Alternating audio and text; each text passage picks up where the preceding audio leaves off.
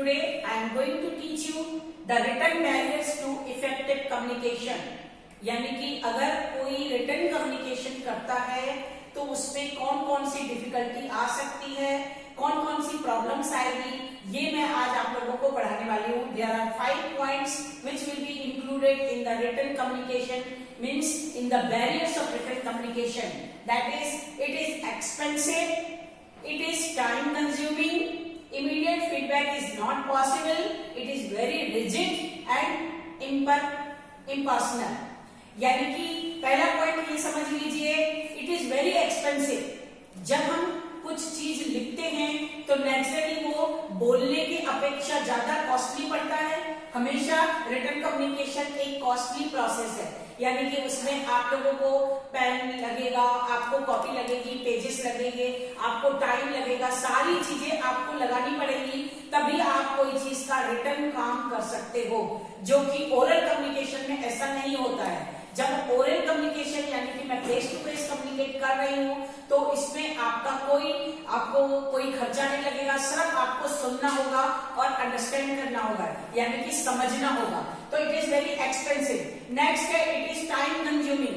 Naturally आप जब कोई चीज लिखोगे तो आपको टाइम तो लगाना ही पड़ेगा, आप कोई टाइम कंज्यूम तो करोगे ही नहीं. तो क्या है, आपको जो सुनने में जितना समय लगता है लिखने में उससे डबल टाइम लगता है. तो it is very time consuming और रेस्पॉन्स वेरी डिले होता है. जो भी काम का जो रिस्पॉन्स हमें मिलता है वो देर से मिलता है. यानी कि जैसे अगर आपने पढ़ाई कर रहे हो तो लिख रहे हो तो लिखोगे, तो फिर बाद में जब आप एग्जाम में उस चीज को लिखोगे तो नेचुरली उसमें टाइम लगेगा और हमको जो आपने क्या लिखा, क्या रिस्पॉन्स दिया, आपका रिजल्ट कैसा आया, इसके लिए हमें टाइम डिले होता है. तो दैट इज टाइम कंज्यूमिंग. उसके बाद है immediate feedback is not possible.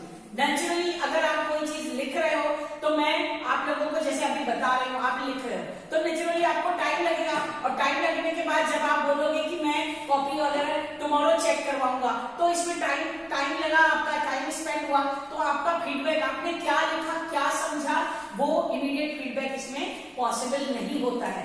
यानी कि रिटन कम्युनिकेशन में immediate feedback is not possible. It is very rigid, यानी कि इसमें कोई चेंजेस नहीं कर सकते हैं. जैसे आपने कोई चीज लिखी, अब लिखी तो आपने उस चीज को चेंज नहीं कर सकते, आपका वही चीज है. जैसे किताब में कोई चीज आपने देखी, पढ़ी, तो वो किताब जो है ना वो दूसरों के लिए भी वही चीज रहेगी, आपके लिए भी वही चीज रहेगी. लेकिन जब हम किसी के साथ कुछ बोलते हैं तो बोलने में हम कोई चीज चेंज कर सकते हैं.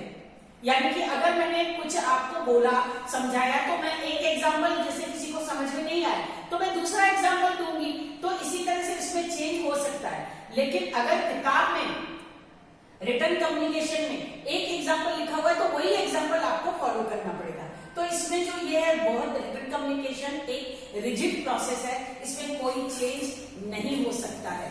एंड इसके बाद है इम्पर्सनल, यानी कि यहाँ इसमें कोई पर्सनल चीज है ही नहीं, ये ऑफिशियल है, ये फॉर्मल है. यानी कि अगर आपने कोई चीज पढ़ी किसी किताब में तो वो ऑफिशियल पहले से ही वो उस चीज को वो रजिस्टर्ड है, उस चीज को ही आपको पढ़ना है. आप इस चीज में आपका खुद का पर्सनल नहीं हो सकता, ये इम्पर्सनल है. यानी कि कोई चीज रिटन कम्युनिकेशन में जो मैसेज होते हैं वो हमेशा फॉर्मल होते हैं, ऑफिशियल होते हैं, और उस ऑफिशियल मैसेज को ही आपको फॉलो करना है.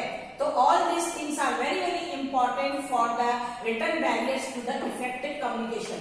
अगर इफेक्टिव कम्युनिकेशन करना है तो आपको इन सब बैरियर से अगर दूर हटेंगे तभी आप रिटन कम्युनिकेशन कर सकते हैं, नहीं तो ये सब बैरियर्स तो रिटन कम्युनिकेशन में आते ही है. So I think you understand all these things, and in the next class we will follow the next topic. Thank you very much for watching this video.